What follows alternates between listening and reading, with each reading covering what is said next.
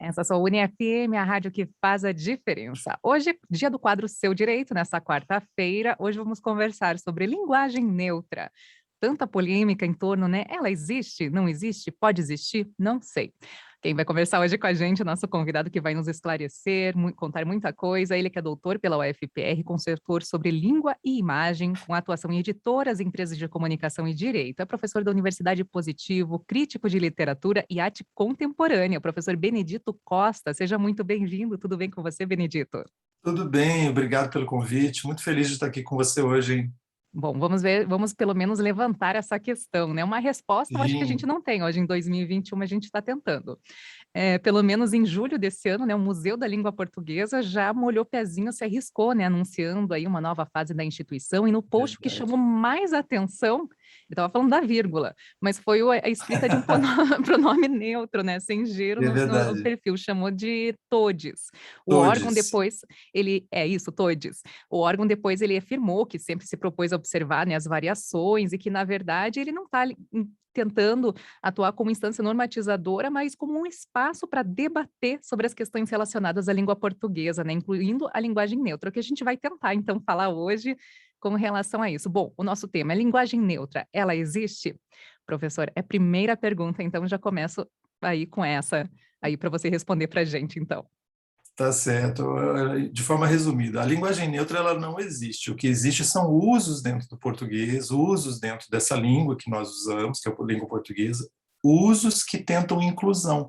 É isso basicamente. Alguns grupos tentam o uso de pronomes ou uso de algumas desinências que a gente fala. Desinência é o finalzinho da palavra ali que vai dar a ideia de gênero, por exemplo, de uma palavra gato, gata. Então, alguns grupos tentam alguns usos de forma que a gente tente incluir pessoas que não estão incluídas na maior parte das questões. Certo. E na nossa bom, no caso, falando de artigo, né, o, a, o gato, ou a gata, né, no caso macho, fêmea, há pronomes neutros já na língua portuguesa? Então, nós temos uma situação, sim, há pronomes neutros. A gente pensa a língua portuguesa como uma língua dual, né? Uma língua binária, masculino e feminino. Mas olha, quando a gente usa que, quando a gente usa quem, são pronomes neutros, olha só. Eles se referem tanto, olha só que coisa interessante, homens, mulheres, qualquer outra orientação de gênero, e eles também se referem a plural. Quando eu falo em que, eu posso usar o que na forma plural. Eu não preciso usar os quais ou as quais. E você falou de artigo aí, olha, queria lembrar as pessoas aí que criticam muito a linguagem neutra, chamada linguagem neutra, as pessoas falam dos verbos, mas os verbos em português também não, eles são neutros. Eu digo eu compro e você também diz eu compro. Eu digo ela compra e digo ele compra. Então, na verdade, o marcador de gênero do português é mais o artigo, viu? É o, ia, o, ias. Esses são os marcadores de gênero em português, na verdade. Certo. E quem defende, né, diz que seria uma forma dela se sentir incluída também, até na forma de diálogo, na comunicação.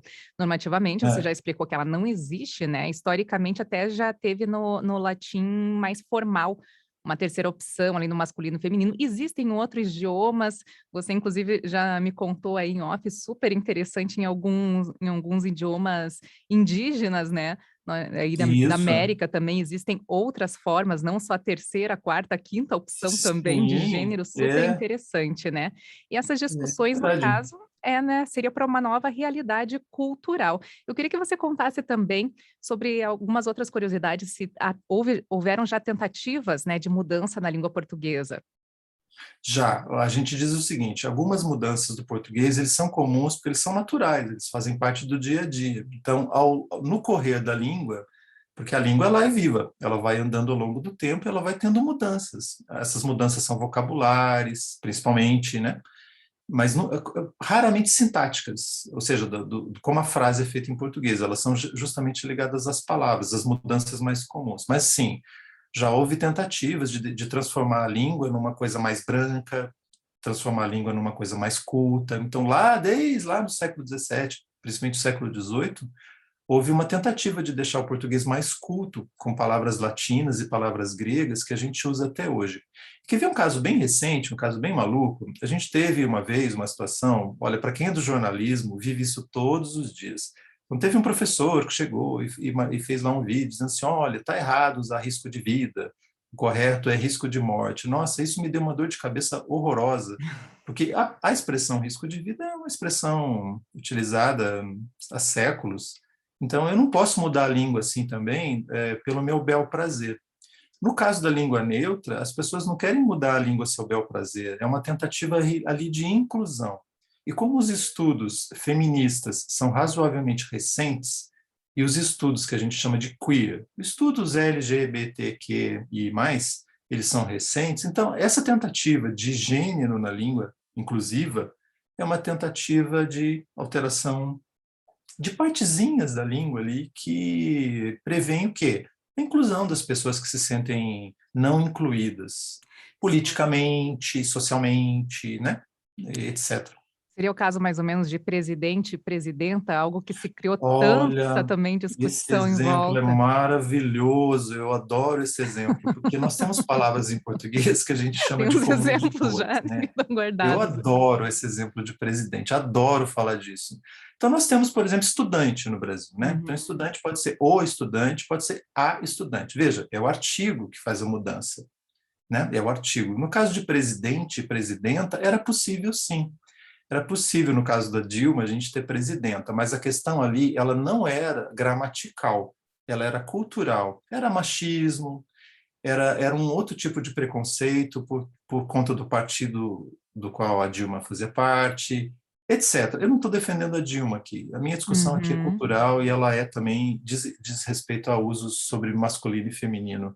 Mas Sim. ali no caso rolou um machismo, rolou uma sociedade patriarcal, falocêntrica, etc. Né? Então, olha, mas tem uma coisa bacana, viu, que eu queria te dizer. Sim. Nós falamos hoje que nós já estamos na quarta onda feminista de discursos sobre o feminismo. Olha que coisa importante, que conquista legal para as mulheres. Então, trazer a linguagem neutra, trazer presidenta, trazer ministra, né? Isso é muito legal. Não sei se você Uhum. sabia que antigamente a gente falava o arquiteto para a mulher, né? E hoje a gente já fala com muito orgulho, a Porque não se esperava arquiteta. ter uma arquiteta, né? Não, era muito raro. Quando eu Uma fiz engenharia, trabalhadora, que é a minha primeira... Não, quando eu fiz trabalhadeira, seja como for. engenharia, desculpe te cortar, tinha Imagina. 50 homens na minha turma e 2 meninas. Pensa bem, isso é recente, né, na história do Brasil. Então, olha que bacana, vamos falar assim, engenheira, presidenta, sabe, arquiteta, médica, olha que coisa legal, isso tem que ser mesmo. Pois é, algumas vão surgindo também, como você falou, né, até Bom, naturalmente. Eu sim, eu eu vi também o caso da, por exemplo, primeira-dama e no caso da Kirchner, como não existe, né, formalmente, pelo menos pelo que eu busquei, eles né, convencionaram em chamar como primeiro cavalheiro, né, não só simplesmente esposo ou sim, marido, até uma forma, assim, respeitosa, né, de colocar mais ou menos em um mesmo patamar, né, por ser esposo da presidente ou e presidenta, isso, da né. presidente ou da presidenta. Você tem, em alguns países, né, que tem realeza, eles falam em príncipe consorte, Uhum. o marido da rainha, né, no caso, por exemplo, do falecido marido da rainha Elizabeth. E aqui no Brasil, a Dilma acho que não estava casada no tempo Não. dela, mas a gente daí precisaria arrumar um nome. É algo parecido ocorre com embaixatriz e embaixadora, é uma diferença curiosa. Mas olha, a língua, ela tem tantos preconceitos, ela traz tantas coisas malucas que a gente poderia discutir. Quer ver a diferença? No Brasil, em português, o feminino de cavalo não é cavala, é égua, né? É uma palavra extremamente diferente de cavalo. E quando a gente fala cavala, essa palavra é negativa, viu? Sim, Ela traz aí uma coisa muito ruim, geralmente, em pejorativa, relação é. às mulheres. Sim. Então, o uso do feminino, nem sempre ele é bacana, ele pode ser muito pejorativo, inclusive. Ele pode deixar a imagem da mulher muito negativa, sabia? Então, é legal que a gente discuta, assim, as formas como a gente vai se dirigir às mulheres profissionais, como a gente vai falar também da comunidade LGBT. Então, essa discussão que você trouxe aqui hoje é muito legal, hein? E é muito importante que a gente traga para os alunos, para as pessoas, para os colegas, principalmente aqueles que não dominam muito bem essas noções linguísticas todas aí. Tá certo. Bom, e essa discussão hoje, né, na área linguística, a gente trouxe aqui no quadro Seu Direito, mas de que forma essa discussão ela poderia ser abordada também de uma forma mais profunda, né? Opa, olha, a Espanha, por exemplo, proibiu o uso de linguagem neutra nos documentos oficiais. Aham. Então, no Brasil, a gente ainda não teve uma proibição, né, nem da Formal, BL, é. a gente não teve. Mas, assim, a linguagem está aí, ela é usada mesmo, mas não em todos os lugares, viu? Outro dia eu participei de uma banca e eu comentei com a doutoranda que estava se formando, olha só, estava no meio da sociologia, estava dentro de uma universidade pública, eu perguntei a ela, será que essa linguagem que você está usando é realmente necessária aqui no seu trabalho? Porque é um questionamento. A gente também não quer usar as coisas assim do nada, e a gente não quer forçar as pessoas a usarem nada, a gente quer trazer um questionamento mesmo, um questionamento inclusivo, tanto para mulheres, que são maioria, inclusive no Brasil, e tanto para a comunidade LGBTQI+, porque é necessário que a gente discute isso num país que é o país do mundo que mais mata mulheres e é o país do mundo que mais mata a população LGBT. Então, Sim. num país tão violento com essa comunidade, é importante que a gente traga pelo menos um questionamento de inclusão, no meu ponto de vista. Tá certo, então. Bom, professor Benedito Costa Neto, um prazer enorme conversar com você, Prazer foi muito meu, que bacana. delícia. Muito Pois é, obrigado pelo passou convite, super adorei. rápido também. Pois é, Poderia né? ficar horas e horas e horas conversando, Poderia. vendo curiosidades de outros idiomas também, quanta Sim, coisa já não amo. mudou, né? Oh, muita coisa. Espero que a gente possa conversar mais. Um prazer conhecê-la, não conhecia ainda. Foi muito bacana, viu? Muito obrigado pelo Com convite. Fico muito certeza. feliz de estar aqui. Tá ótimo. Um grande abraço, professor. Bom trabalho. Obrigada. Esse foi o quadro Seu Direito, então, de hoje, falando sobre linguagem neutra. E aqui na Rádio que faz a diferença, a gente segue agora com mais música urbana.